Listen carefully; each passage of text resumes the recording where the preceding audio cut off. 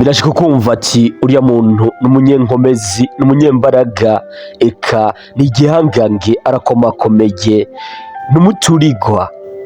Ibi ndazi nawe uramaze kuvyumva.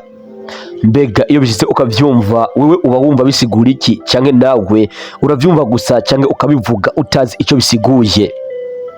Icyo bisiguye rero nico ngiye kubwira, ndakubwire ibintu baba bakoze canke se ibintu nawe wakora bikagutuma uba uwo uvugwa nk'umunyenkomezi, umunyembaraga, umudahangagwa n'ibindi. Ubwa mbere na mbere reka maze nkwakire, kaze shika urisanga turakwakiriye mu muryango wacu, aho tuganira ibintu byagufasha mu mutwe, mu mutima ndetse no mu mubiri. Waba uri mushasha canke utari mushasha byose nico kimwe, turabakiriye. Icy'ingenzi nuko we uri mushasha uraba neza ko amaze gukora subscribe kugira ngo wame uri kumwe natwe mu biganiro byinshi bitandukanye. Abo tubatumwe buri munsi kuri no channel bamaze kumenyera gahunda ne yayindi, gerageza uko ushoboye kose uhige amafaranga azogutunga, ariko uyahige wirinze ibintu bitatu. Icya mbere, ntugatakaze Imana kubera amafaranga, kandi ntugatakaze abavyeyi bawe cyangwa se umuryango wawe abagukikuje kuri amafaranga, kandi ntugatakaze n'ubuzima bwawe kubera amafaranga. Nyuma y'ibi byose rero cugerageza ukora uko ushoboye kose ufashe umuntu uwo ari we wese utijaye ngo ninde. Nyuma yo kumufasha agize ngo agushimire, nawe umubwira uti nimushaka kunshimira genda nawe ugirire ineza umwe byibuze mu bandi, aho nawe uzoba unshimiye.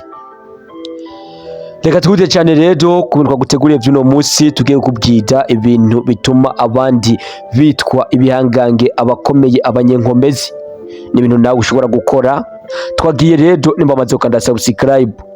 Ubwa mbere ugomba kugira indoto mu buzima bwawe, ukagira ivyo wipfuza, kuko buriya nakarengo utazi icyo ashaka atora icyo abonye.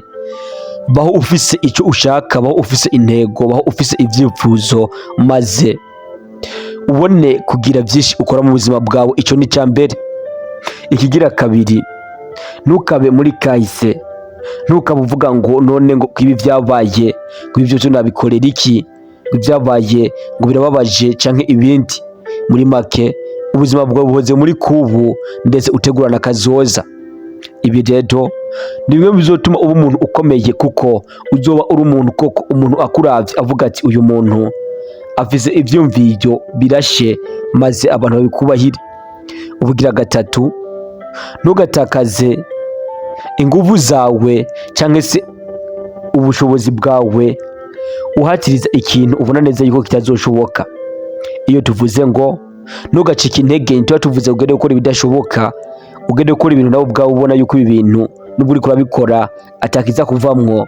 Tukira abana niko kuvuga ngo idiri risetse urasubiza. Ego zo gucika intege, ariko hari ikintu ushobora gukora ukabona neza ko icyo kintu kitabaho, kidashoboka, maze ukakireka ukaja gukora ibindi ubona ko bishoboka. Ubugira kane, ibyabaye byarabaye kandi byarakwigishije. Ba wa muntu rero uzi kumuha agaciro ibyamushikiye, yaba ari bibi agaha agaciro icyo byamwigishije, yaba ari byiza agaha agaciro icyo byamusigiye, icibutso yashyize mu mutwe wiwe. Ubugira gatanu, reka kubaho ubuzima bwo kwikengera. Abantu benshi birashobora kumva yuko mu buzima ibintu ego birashobora kugenda nabi, bimwe bikanka ibindi bigakunda, cyangwa ibindi bikagenda nko kutabipanze. Ibi birababaza, ndabizi, birajyana pe, ariko hari abace barenza rero ukabisanga nubwo wari kengeye mu buzima abayeho nawe atiha confidence. Gira confidence mugenzi, kuko buriya utiyubashe nawe ubwawe utigiriye icyizere nta muntu azokwizera. Hari abantu bashobora guhura n'ibyago ku buryo nabo baca bumva yuko umenga ntacyo bamaze, ntacyo bashoboye. Ibi nivyo bivamo kenshi kuyinga. Rero nawe ntukikengere, ntukivuge ngo karabaye, n'inyuma ya zero irakora. Mugani w'abaporoti, n'inyuma ya zero irakora. Imana ikura habi ukiri muzima, na mpamvu yo kwikengera bizokunda, kuko ni wikengera birumvikana cyane nta numwe azokubaha, ahubwo ubuzima bwawe bwose uzobuhebeye gukengerwa, uzoburetse ngo ubuzima bwawe bwose buhere ukengerwa koko. Niyo mpamvu ukwiye kuri uko ushoboye kose nawe ukiremamo confidence nubwo batacu ufise. sinzi ko umaze kubona umuntu nawe yoba akenye ariko ugasanga uwo muntu arihagarara ko uyu muntu ntapfa kuganyira uwo ari we wese, ntukaganyira uwo ari we wese burya kuko si bose bagukunda. Ubugira gatandatu, fasha abandi bizatuma nawe ugira abagufasha muri kazoza cyangwa ufashirizwa. Burya igihe cyo gufasha si igihe uba ugeze kuri byose kuko iby'isi nibera. Icyo uzoronka uzokironka kandi uzokwifuza ikindi, nacyo kirose uzokwifuza ikindi, nacyo kirose wifuza ikindi. Igihe cyo gufasha umuntu rero ni icyo aricyo cyose ushoboye mufashe. Ndazi yuko nawe uzobura ikintu icyo aricyo cyose na kare ngo baravuze ngo n'umwami yaratunze aratunga ariko arakena urushinge, aratiza urushinge agenda kumubanya ati ntirushinge. Nawe rero uko vyogenda kose urashobora kuzokenera ubufasha mu buryo bumwe canke ubundi, cyangwa umwana wawe akabukenera. Fasha uwo wese rero, cyane cyane ko kahuma igarurira ikintu umwe wese. Nimba warakoze nabi ukazura nawe urahuye n'umuntu akugiriye nabi, nimba warakoze neza nawe ugahura n'abantu bakugirira neza. Nigeze guhura n'umuntu, uyu muntu yari yataye ibihumbi 200 maze ariko aragenda, maze ageze imbere ahura n'umuntu ata ibihumbi 250 maze uyu arayatora aramukurikira aramubura, kandi ntiyari yivye ahubwo je navyise ko ashobora gusanga agaruriwe nawe uburyo yari yatakajemo.